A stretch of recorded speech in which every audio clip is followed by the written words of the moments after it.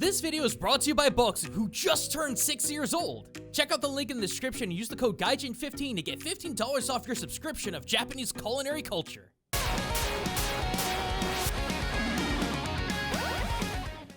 Hey everyone, Gaijin Goombah here, and dude, Pocky and Rocky Reshrind's finally out! Well, out for us, out for Japan. People stateside still gotta wait another month before they can get their hands on it. I know, but man, it's been like 20 years since we've had a proper game for the Pocky and Rocky franchise, and arguably longer since we had one that really stood out. But Pocky and Rocky Reshrined, or奇々怪界黒マントの謎, is the absolute best iteration thus far. And before anyone asks, no, this is not a remake at all. While there are familiar aesthetics in a few stages, it's nowhere close to a nostalgic retread. The story spirals off into a pretty solid narrative as far as top-down shooters go. In fact, there's a pretty hard departure from contemporary Japanese culture into hard Sumerian and even demonic folklore. But that's not what I'm here to talk about today. Well, maybe we might if y'all are good. Today, I want to go into the deep folklore that makes this dynamic duo so interesting, especially in Reshrined. Much to my own amazement, we've never actually talked about Pocky and Rocky before in my almost 10 years of doing YouTube. So with the new entry making its debut, I figured this is the perfect time to finally break into the history and folklore that built them up. Unfortunately, I will have to spoil one or two things narratively, but don't worry, it won't ruin the plot. So let me not waste any more time and just get right at it. Starting off with Pocky, aka Sayo-chan. You know, it's kind of interesting. Despite being the main protagonist of the series, she's probably the most straightforward character. I mean, she's a Miko, a shrine maiden adorned with a white kosode and a pair of red hakama. Something that I'm sure a lot of you have seen before in other media. But something you may not have known about Miko is that in older times, they were seen as conduits of the kami.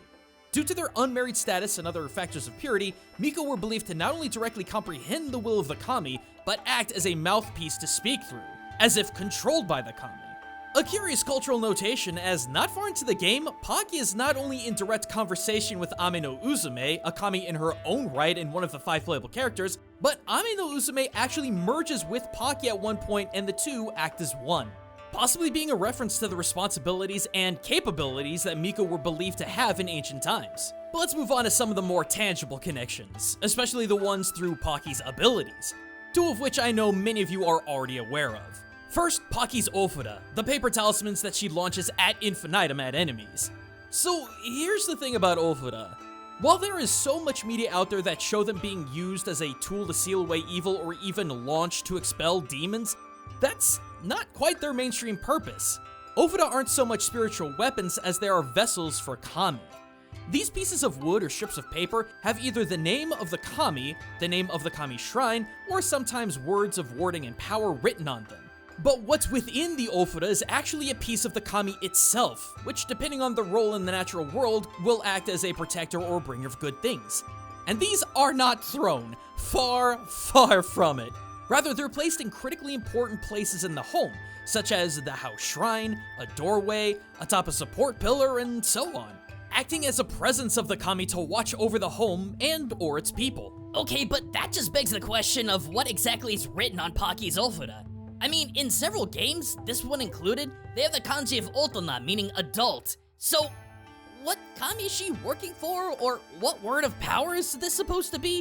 And when it comes to Pocky and Rocky too, she's got hearts on her Ofuda, which, huh? Yeah, I'll be honest, I have no idea either. I'll tell you what though, if anyone in the comments can clarify the idea behind these adult and heart-inscribed Ofuda, I'll be sure to highlight in the comments section. But let's move on to her other standard ability in question, her wand that acts as both a melee attack and a defense mechanism. Now, offhand, I thought this was just an onusa, which, to put it simply, is a tool that Shinto priests would use as a part of purification rituals, waving it back and forth in front of the object or person being purified, the same motion that Pocky performs when you start the game. But upon closer inspection, I noticed that while Pocky's wand had 3 or more shide in most games, those Shinto zigzaggy papers, in this game, her wand has 2. Why is this important? Because this specifically is a gohei. And while gohei can be used in the same purification rituals as onusa can, gohei have the unique trait of potentially acting as a goshintai, an object of veneration that houses the spirit of a kami, thus possibly making another connection between Pocky and her direct connection with Ame no Uzume in game.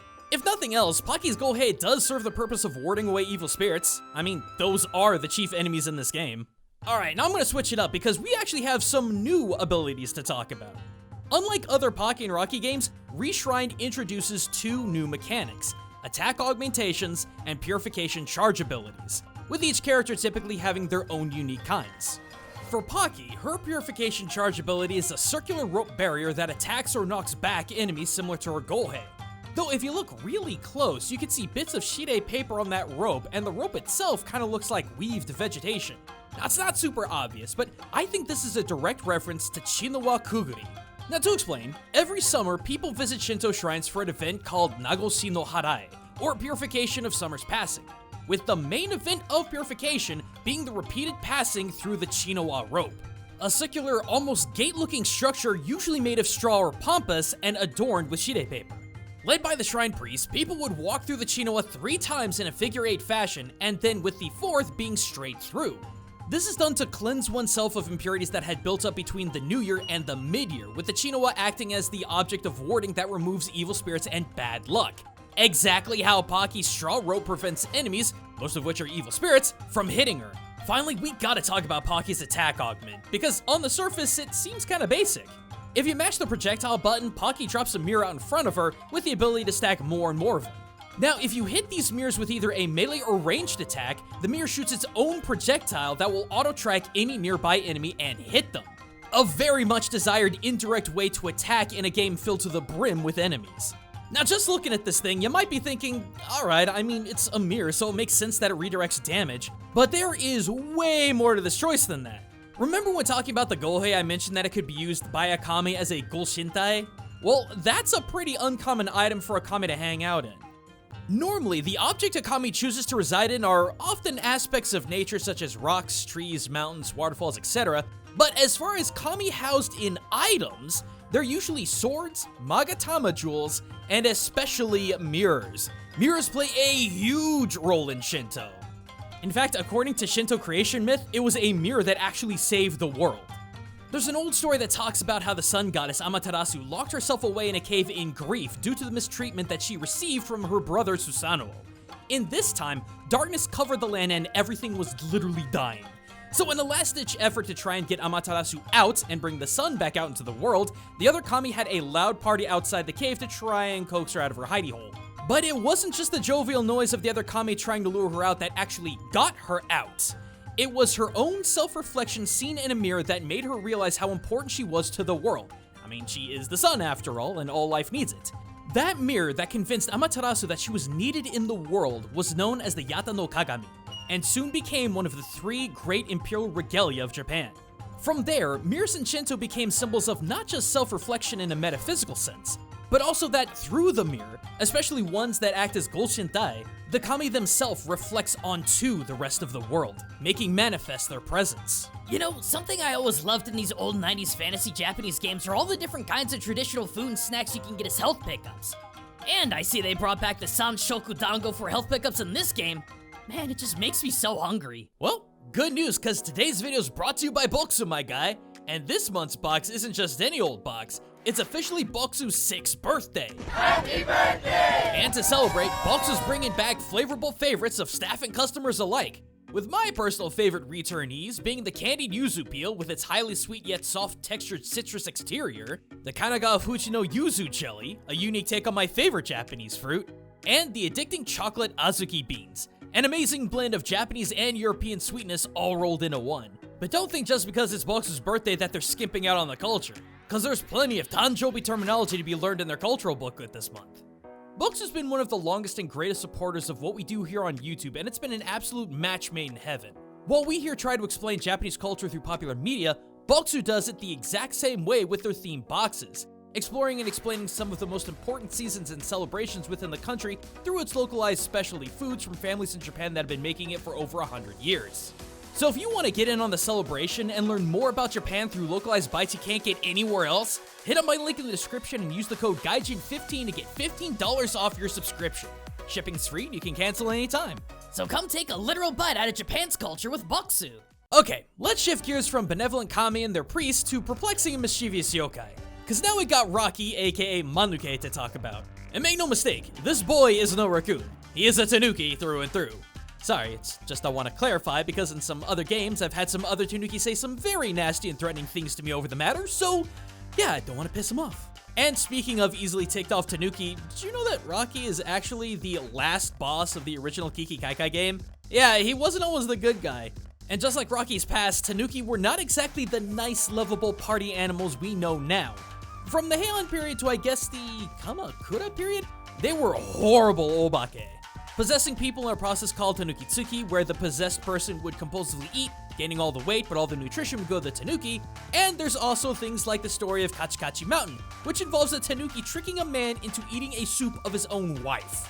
But thankfully, just like Tanuks of old, Rocky mellowed out and became a partner protagonist.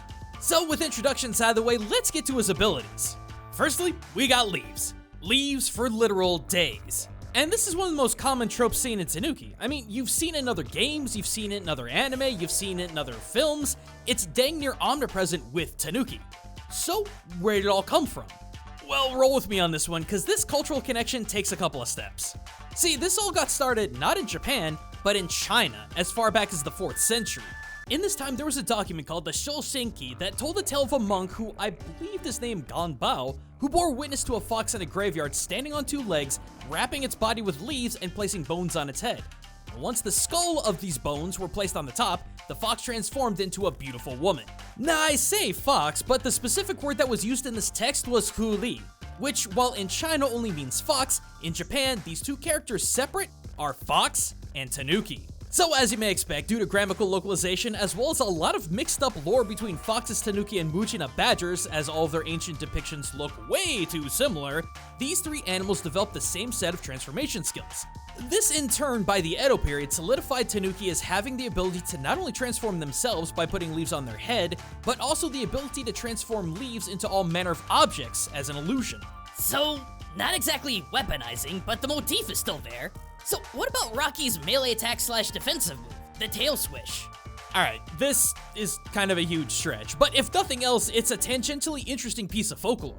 So as Tanuki modernized more and more in the 20th century, Shigaraki of Shiga Prefecture became very well known for crafting ceramic Tanuki statues in a very particular way, which they still do to this day. But as a method for selling their wares, they developed new lore about the Tanuki reflected in their depiction.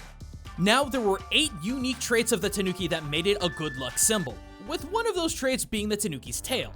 It's said that the Tanuki's tail represents steadiness and, quote, upright efforts, the concept of junbi or readiness, that no matter how difficult the situation, it will stand firm against adversaries and accomplish its goal. And what does Rocky do with his tail? Uses it as a tool to unmovingly knock away enemies, projectiles, and other adversarial elements to the game. Yeah, I know, it's a theory about as stretched as Reed Richards, but a theory nonetheless. Next up, we got Rocky's attack augment and purification charge abilities, with the purification charge being something we've all seen before. The transformation into a really goofy stone statue of the Bodhisattva Jizo. Again, just like the leaf motif, this is something that we've seen as a Tanuki trait in media for years and years at this point. Heck, it's Tanuki Mario's transformation into a Mario Jizo statue that got me started making cultural analysis videos in the first place. But let me ask you something. Have you ever wondered why Tanuki chose Jizo statues to transform into? No, seriously, I'll give you a minute. Not sure? Well, I can't back it up with written proof, but honestly, I think the reason why Tanuki for so long have chosen the form of a Jizo statue is because these statues are freaking everywhere in Japan. And I mean that quite literally. I've seen Jizo statues in places ranging from the temples and areas devoted to Jizo, to Shinto shrines that are 100% unrelated to Jizo, to literally everywhere on the road. But why the popularity? Well, that, my friends, comes from Jizo's 2 core roles. Now, for one, Jizo is a protector of children, especially children who died before or during childbirth. And with the mortality rate for kids being what it was back in that day, you can imagine there'd be a lot of statues around to venerate and ask for the aid of Jizo. The other role that he plays is that he is the protector of travelers, which is why you'll see Jizo statues not just on roads, but also in really perilous places travelers may need to traverse. So yeah, even if you've never been to Japan, you can probably understand just how there would be so many of these statues all over the place. And as a great tactician once said, hide in plain sight. And for Tanuki, there's nothing more unsuspecting and common than a Jizo statue. So now we get to the one really unique thing that Rocky gets access to as his attack augment. Mashing the projectile attack will cause a crew of tiny Tanuki to appear holding Rocky aloft a leaf palanquin, allowing the player to move but locking the direction of ranged attacks, which is something you need with at least one boss. Now, I thought to myself, this seems pretty weird for Rocky to have, but the more I tore into this game, nah, this actually makes total sense. See, Rocky is a boss, not just in the mechanical sense in game, but a literal sense. During the story of Reshrined, Rocky states that the mountains are his territory and he needed to go back and check on it, doing so by tearing apart any animal or yokai that would get in his way. Now, just watching this cutscene, this might seem pretty inconsequential, but what you gotta understand is that according to Folklore, there are tons and tons of Tanuki bosses who are in control of huge areas of territory and huge groups of Tanuki subordinates. Danzaburo of Sato Island, for example, was not only the boss of a large band of Tanuki, but he was essentially a benevolent mob boss of the entire island, acting as a moneylender to the common folk. There's also the tale of Awa Tanuki Gassen that told the tale of two entire Tanuki armies, one led by Kincho and the other by Rokuenmon, who had a massive battle at the Chinju Forest in Tokushima. Finally, there's the tale of Tansaburo Tanuki of Yashima, who, after losing his position as a protector of the Taida clan, became the supreme commander of the Tanuki of Shikoku, as in the entire island of Shikoku. To say Tanuki gangs being commonplace would be an absolute understatement, and to see Rocky with one of his own absolutely is no surprise. Alright, hold up. We spent all this time just talking about Pocky and Rocky, and there's 3 other characters in this game?